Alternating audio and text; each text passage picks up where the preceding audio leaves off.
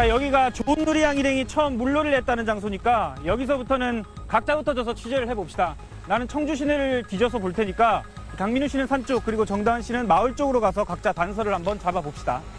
네, 그럼 저는 이 산 아래로 길을 따라가면서 CCTV가 어디에 설치되어 있는지 살펴보고 마을 주민들을 만나보겠습니다. 조은누리양과 일행들은 이 계곡을 출발해 이 산길을 따라 위로 향했습니다. 저도 이 산 위를 올라가서 조양의 행적을 추적해 보도록 하겠습니다. 취재진은 조양이 체력과 운동신경이 없는 데다 발목 상태까지 좋지 않은 조양이 산을 내려갔을 것이란 지인의 말을 우선 살펴보기로 했습니다. 사건 당일 물놀이 장소 근처에 주차한 차량은 12대. 블랙박스엔 아무것도 담기지 않았고 모두 조양을 본 적 없다고 답했습니다. 다시 올라오는데 그 아침에 그 애기들하고 아줌마들 앉았던 자리에 머신애들 2명이 앉아있더라고. 바로 아래 석수 공장의 CCTV. 길을 이용해 차나 도보로 지나갔다면 이 CCTV를 피해서 갈 수 없습니다. 여러 군데에서 와서 독사를 떠가고 수사를 하고 있어가지고 그 CCTV에는 아무것도 안 나왔다고. 큰 도로까지 3.2km 구간에 설치된 CCTV는 8대. 취재진이 그중 하나를 찾아 실종 당일인 지난달 23일 전체 영상을 돌려봤지만 아무것도 찾을 수 없었습니다. 네, 선배 여기 마을 CCTV 확인해 봤는데요. 특이점은 없습니다. 근데 여기 그 실종 시간에 여기 근처를 지나간 버스가 2대 정도 있다고 하는데요. 그럼 그 마을 버스 회사를 찾아가 봐야 되겠는데 그게 아마 둘 다 청주의 시내에 있는 것 같은데 내가 직접 한번 확인을 해볼게. 블랙박스. 하지만 찾아간 버스 회사 2곳 모두 사건 당일 블랙박스에서 조양의 모습은 찾을 수 없었습니다. 손님은 하나도 없었어요. 들어갈 때도 없었고 나올 때도 없었고. 조양이 일행과 헤어진 곳에서 불과 250m 아래 있던 야영객은 조양이 내려오는 걸 보지 못했다고 말했습니다. 그렇다면 혹시 조양이 다시 엄마를 찾아 산 위로 올라간 건 아닐까? 취재진이 그 가능성을 쫓아 산을 오르던 순간 갑자기 현장이 다급해지기 시작했습니다. 내가 뭐 탈게 그럼. 담비나 여기 있어. 아니야, 누가 한번 타. 담비나 나랑. 네, 저희는 지금 무심천 발원지 쪽으로 이동 중인데요. 약 10여 분 전부터 경찰과 소방 인력들 그리고 군 병력들이 위쪽으로 갑자기 향하기 시작했습니다. 그리고 들려온 조양을 찾았다는 소식. 가파른 산을 모두가 숨가쁘게 올라갑니다.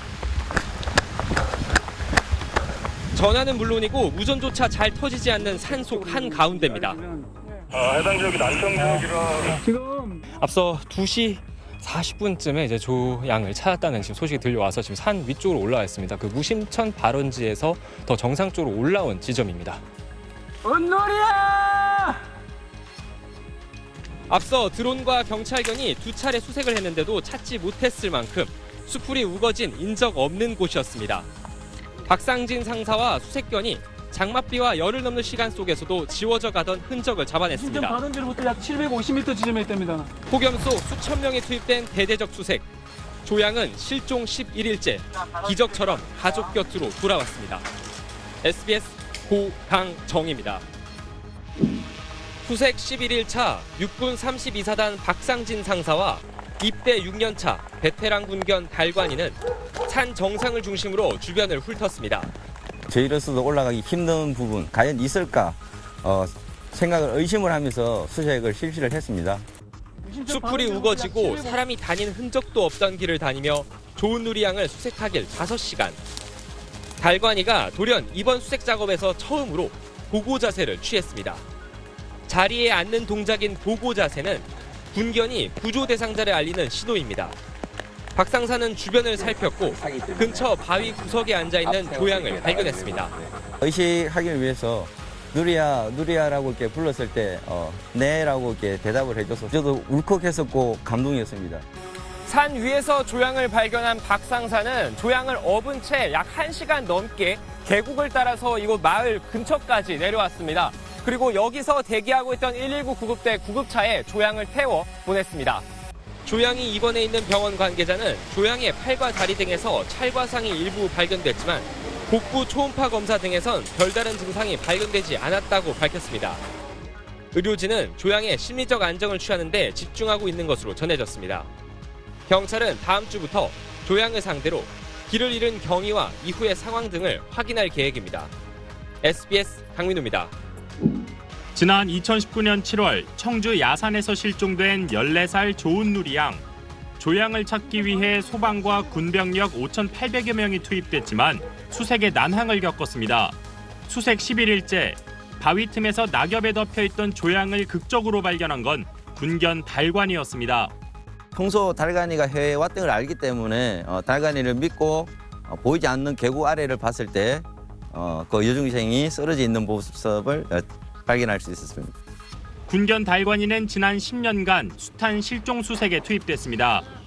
오랜 복무를 무사히 마친 달관이의 은퇴식은 조양 아버지의 축사로 시작됐습니다.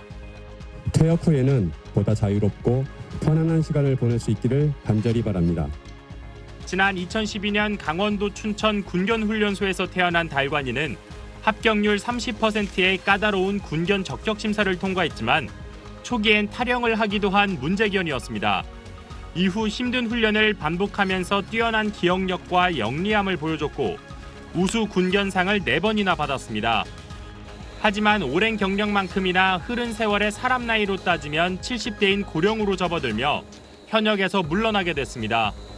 은퇴한 달관이는 당분간 정든 전우들과 함께 사단에 머물며 견생 2막을 준비합니다. TJB 조형준입니다.